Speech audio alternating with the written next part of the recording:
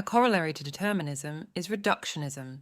This is determinism in reverse, so to speak, where all phenomena must ultimately be reducible to the action of the most basic particles of matter.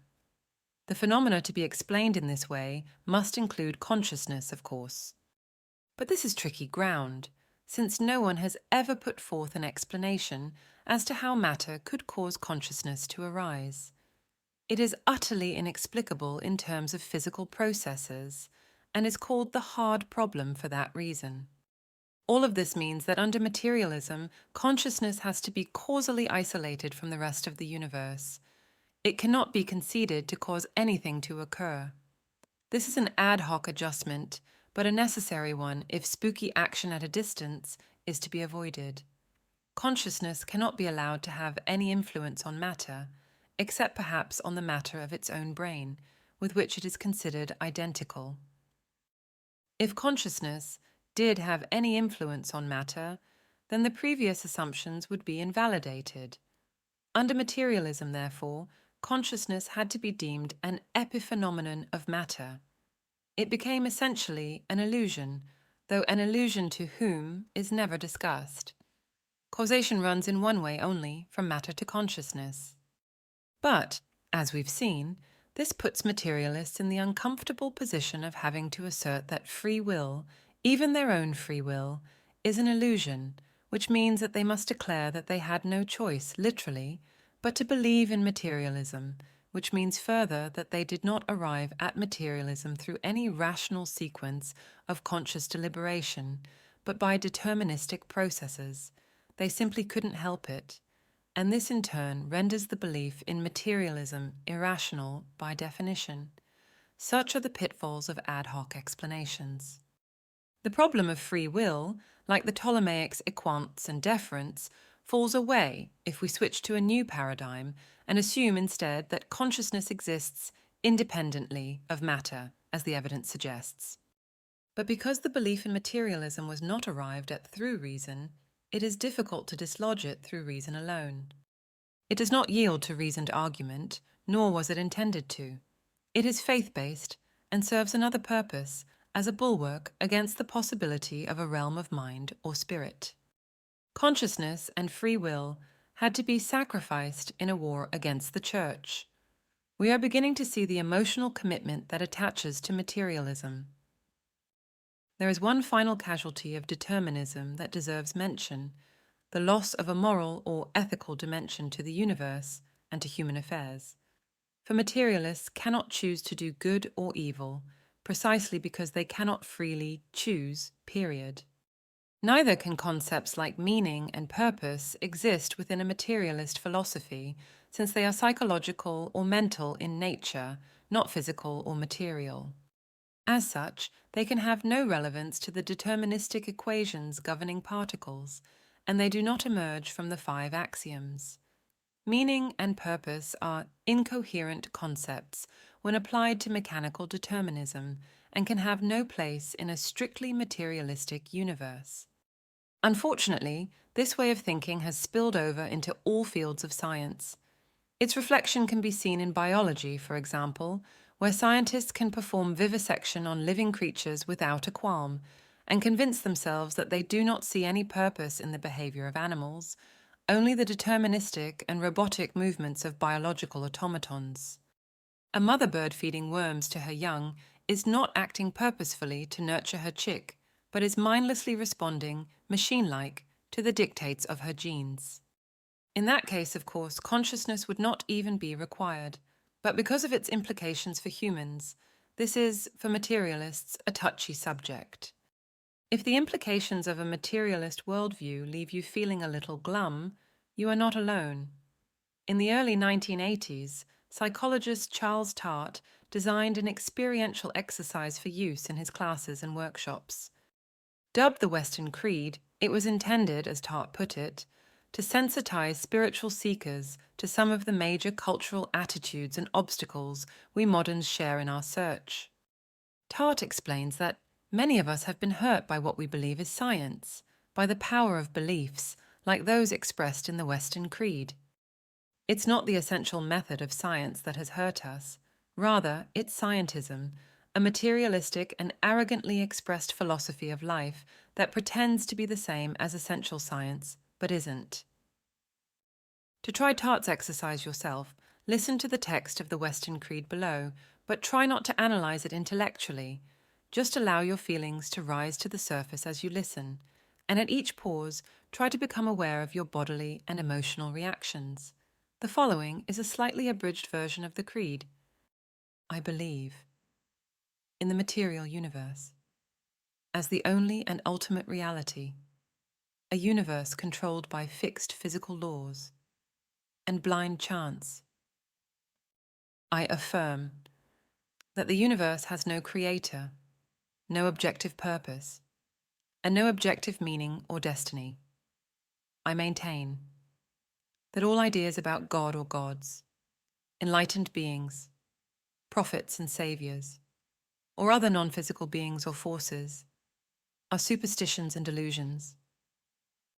Life and consciousness are totally identical to physical processes and arose from chance interactions of blind physical forces. Like the rest of life, and my consciousness have no objective purpose, meaning, or destiny. I believe that all judgments, values, and moralities, whether my own or others, are subjective, arising solely from biological determinants, personal history, and chance. Free will is an illusion. Therefore, the most rational values I can personally live by must be based on the knowledge that for me, what pleases me is good, what pains me is bad. I affirm that churches have no real use other than social support, that there are no objective sins to commit or be forgiven for. I maintain that the death of the body is the death of the mind.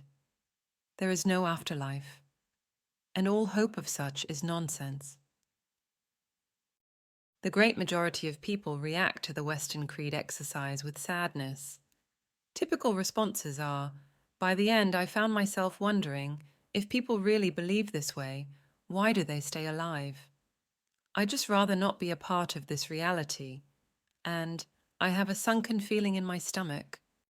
Materialism is pervasive in Western culture, but is also largely invisible, and many are therefore shocked to find themselves agreeing with much of the Western creed, even though they do not consciously think of themselves as materialists. Invisible beliefs are powerful precisely because they are invisible. They cannot be challenged because they are not available to conscious scrutiny. Given the implications of the materialist set of beliefs, the reader may wonder why scientists cling to it so tenaciously, even when quantum physics and parapsychology present evidence to the contrary. Part of the answer is that most scientists are not taught that the tenets of materialism are unproven assertions. They simply take them for granted as facts about reality. Rupert Sheldrake discusses this in his book, The Science Delusion. Contemporary science, writes Sheldrake, is based on the claim that all reality is material or physical. There is no reality but material reality. Consciousness is a byproduct of the physical activity of the brain. Matter is unconscious. Evolution is purposeless. God exists only as an idea in human minds, and hence in human heads. These beliefs are powerful, not because most scientists think about them critically, but because they don't. The belief system that governs conventional scientific thinking is an act of faith. Commenting on the education received by most scientists, Sheldrake writes that many scientists are unaware that materialism is an assumption. They simply think of it as science, or the scientific view of reality, or the scientific worldview. They are not actually taught about it or given a chance to discuss it. They absorb it by a kind of intellectual osmosis. When students are not explicitly taught about something as important as the philosophical basis of their subject, nor given a chance to discuss it, it begins to sound more like inculcation than education. The word education comes from the Latin educere, meaning to lead or draw forth, whereas the word inculcation comes from inculcare, which means to stamp in with the heel. Sheldrake informs us that fewer than 20% of science students study the history and philosophy of science. Most scientists therefore remain unaware of its influence on their own assumptions. Because they are not taught the history or philosophy of science, scientists receive, according to Thomas Kuhn, a narrow and rigid education, probably more so than any other, except perhaps in orthodox theology. Later on, we shall see that this is not the only parallel between science and orthodox theology. And when a crisis arises, scientists are not well prepared to handle it. Scientific training, wrote Kuhn, is not well designed to produce the man who will easily discover a fresh approach. Kuhn has already explained some of the reasons why paradigms do not easily change. As long as scientists can continue doing mopping up work, there is little motivation to change paradigms, even in the face of mounting counterfactual evidence. Recall Kuhn's remark that scientists do not treat anomalies as counter-instances, even though that is what they are. In a sense that I am unable to explicate further, writes Kuhn, the proponents of competing paradigms practice their trades in different worlds. That is why a law that cannot even be demonstrated to one group of scientists may occasionally seem intuitively obvious to another. Equally, it is why, before they can hope to communicate fully, one group or the other must experience the conversion that we have been calling a paradigm shift. Just because it is a transition between incommensurables, continued Kuhn, the transition between competing paradigms cannot be made a step at a time, forced by logic and neutral experience. Like the Gestalt switch, it must occur all at once, or not at all. How, then, are scientists brought to make this transposition? Part of the answer is that they are very often not. Rupert Sheldrake adds that, in almost every other sphere of human life, there is not one, but many points of view. Only in the realm of science can we still find the old ethos of monopoly, universality, and absolute authority that used to be claimed by the Roman Catholic Church. Catholic means universal. At the Reformation, starting in 1517, the Roman Church lost its monopoly. Now, many other churches and ideologies coexist with it, including atheism. But there is still only one universal science. And Joseph Campbell could just as easily have been speaking of scientific rather than religious orthodoxy when he wrote that the orthodoxies are concerned primarily with the maintenance of a certain social order, within the pale of which the individual is to function, in the interest of which a certain system of sentiments, read paradigm, must be instilled into every member, and in defense of which all deviants are to be, one way or another, either reformed, deformed, or liquidated. In a similar vein, Seth commented that science is apt to turn into another religion, if it has not done so already. You have scientific cults, continued Seth, as well as religious ones. Religion and science both loudly proclaim their search for truth, although they are seemingly involved in completely opposing systems. They both treat their beliefs as truths with which no one should tamper.